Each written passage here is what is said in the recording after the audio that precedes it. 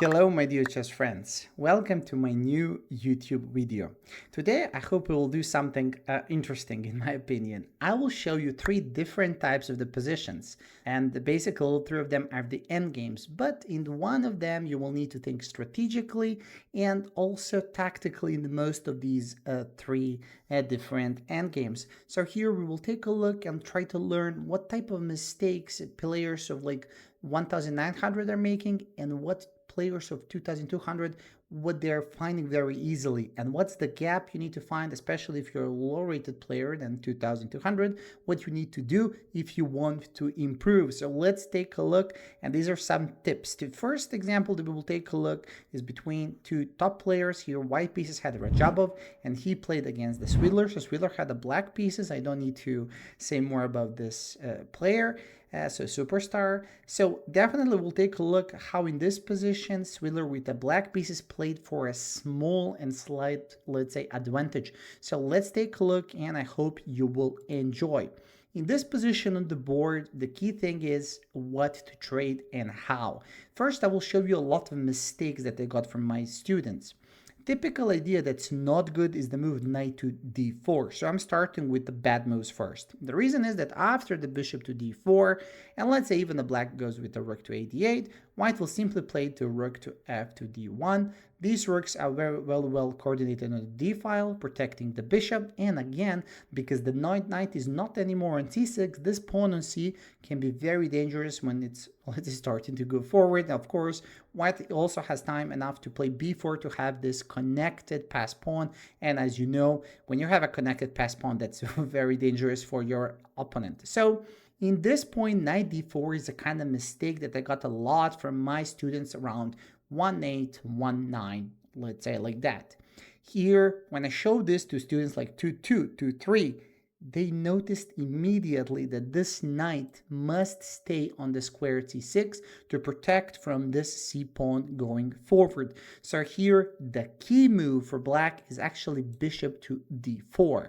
It's a bit of strange, let's say, trade to give the bishop for the knight, but here that's the key point. The reason is that after bishop to d4 and bishop to d4, black needs to play the move rook to a to d8. Again, when you play this position, let's say even if you're a high-rated player, for example, from the white side, you need to be very careful even when you're defending. Here there is a beautiful trick.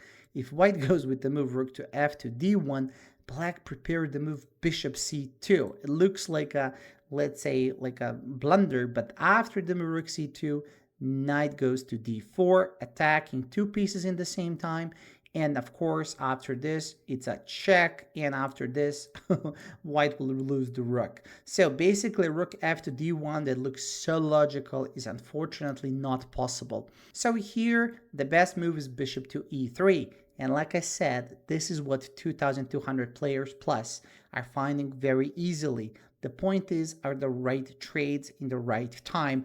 The move here, rook to d2, and after bishop d2, rook to d8. Again, the rook is getting to the d file. After the move bishop to e3, the key thing is to trade because black doesn't want to fight against the bishop pair. White, bishop to d3. Now, what's going on? After the trade, black is better. Why? The reason here is that this knight is a beautiful blocker to the c pawn, and black has this huge majority of 4 against the 3 on the king side, and now simply black will push these pawns forward. I will just say a little bit of this. So rook to c1, e5. With the move e5, black is pushing the pawns forward and also reducing the movement of this bishop on e3. After the king f1, f5, king to e2. Again, in this moment, I will show you the mistake that I got from my students. In this position, never, and let's say never, it's not good to play the move e4. The reason is that suddenly bishop will get some space to breathe. And after, let's say, the move like f3, suddenly the pawn chain will be destroyed. Of course, black can't take the pawn because the rook is hanging by the king, and suddenly this bishop will get some breathing space. So now in this moment, the key thing is rook to d5, going back. Now, f3, and of course, who's the most important piece in the endgame? king. So king to f7, king is coming to the e6, and after the g4, I will make one more move that I will say here.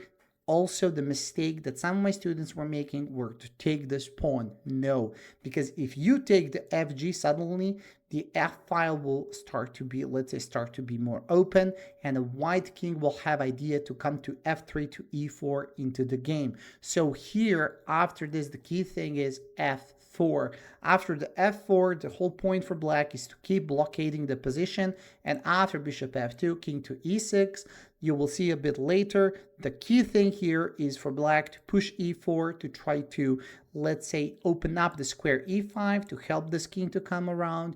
And here, this is a black is better, and after, let's say, some fight, black won the game. I will not lose much time more, but the point here is that why I wanted to show you this example is exactly the point that here bishop d4 is such a deep, beautiful idea. The point is that black wants to keep this knight on c6 for the rest of the game. So this is about the first example, and I will say, like, if I need to repeat, it's because it's very important. The key thing is you need to know what to trade and when, what type of positions you want to get to. Let's go for the position number 2. Position number 2, what they picked here is this very interesting position. When I show this to the people who is like 1-8, 1-9, I think everyone found the first move, because the first move here, I will say it's logical. If you want to calculate the whole variation, how white is winning, please stop the video here. But of course, I will now start saying.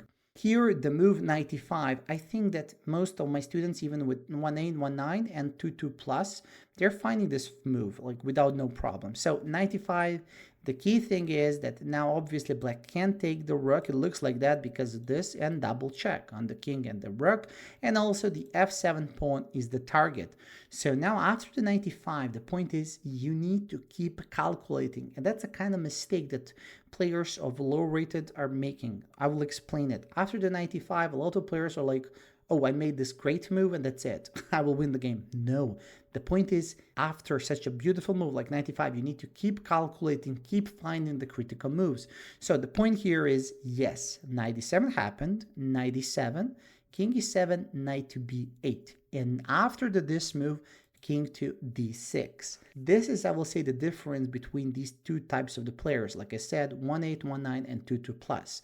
Because here, the player with a low rated will be surprised and he will start calculating this position again and again, trying to find the best move. In this point, from the start of the game, player of 2-2 plus, or let's say 2-3 plus, will already know what's going on. He will calculate all these moves in the head. The point is, so the key thing is don't stop calculating in these positions. Try to finish the line as much as you can, because that's the key thing. So after, let's say, this check, king to d6, now this is the hard move, but a very, very nice one. The key thing with the move king d6 is that, of course, black wants to go to c7, try to get the knight. Here, obviously, in the starting point, white is much better because white has 2 pieces and black only 1.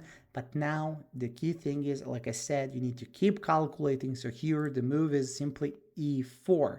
Why this move is so good? The key thing is that if black takes this pawn back, now bishop has enough space to go bishop to f1, of course, keeping an eye on the square a6, so this knight now can just simply jump back, and white is very happy. White is winning because it's a because white is a knight up. But instead, after the move e4, the key thing is you need to keep working. The point is, I always like to say, you are such a good player as you keep finding your opponent best chances. Here, after the e4 in the game, black played king to c7, and now the key thing is this. This is the position, and you feel that you're winning. You don't need to get this knight out. You can even get something in return. And what actually happened here, like the key file here, or the key moment, is to take it. Obviously, the bishop can't take because then the knight will be released. So now black must take back, and now knight to a6, key move. The reason is that after bishop a6, white has enough time to take bishop to e5. This is the bishop endgame where white is a pawn up, and in the later stage of the game, white actually won. So here, the main thing is, if you, let's say, want to improve to the high level, is that even when you're winning, when you feel it's winning, you need to keep calculating, because after the king d6, if you don't do it, you will be surprised. Here, my strong students find the move e4 instantly, and that's, I will say, the key difference between 2223 and 192000 in this exact example. So let's go for the last one I prepared for you. Here we'll take a look in one strategical example. Karpov had a white pieces in the position on the board. Here white is obviously better in this endgame. So of course we'll talk about why white is better here. The key thing is that white is a pawn up. Of course, let's count the pawns. That's always the first thing that I do when I have this types of the endgames. But also what is, let's say, the main difference between, I will say, like, again, I will repeat that because of the players of 2000 and 2200, for example. The point is that, let's say, lower rated players just like to, let's say here, calculate only his own moves, let's say, or their own moves. The point here is that here I have a lot of moments where white played the move, let's say, king to g4. Here I will start with the mistake, just for you to know. So here again, you can stop the video because I'm going to solve this. So king g4 is actually a huge mistake. Some of my students play this. The reason is, with the king to g4, white idea is obviously to unpin this knight so the knight can go to e5 with ideas of double attack. The reason why is this not good is that black knight will just get to the c4. Suddenly, after the knight gets back, so as you know, basically the worst thing you can do is to keep your knight in the edge of the board. Here, black will be very happy to target these two pawns, and again, the knight can jump to e5, and when I check that, this position is equal. So, move like a king to g4 I got from a lot of students, that's not the good move. The key thing here is to think in a way, it's not only what I will get, what material I will get, it's also to think about how I can reduce the activity of the opponent pieces. If you think of that way, you will understand that Karpov here played the move rook to c7 first. The key thing is, c3 pawn is defended, knight can go to c4, and idea of white is just to go to the e7 with a plan to target the f7 even more. So now after the move knight to b3, now it's a time for white to simply unpin king to g4. The key thing, this knight can't go anywhere, and after rook to f8, white simply played the move rook e7 because knight e5 is the next move of white, and here black resigned because after knight e5, this pawn on f7 will be very easy target, as well the pawn on the b7. So I hope you enjoyed these three examples. I tried to show you the differences between the rating of the players, so like 19, 2000, what kind of mistakes they make, and what these guys from 2-2 plus to 3 plus, what, let's say, the things they do better and why they're like a high rated. I hope this will help you to understand what kind of mistakes you make, and I hope that you will improve at least like a tiny bit with these ideas that I showed you. Thank you so much for your time. Please subscribe to the channel, support it, and I hope you had a nice time with me. See you soon.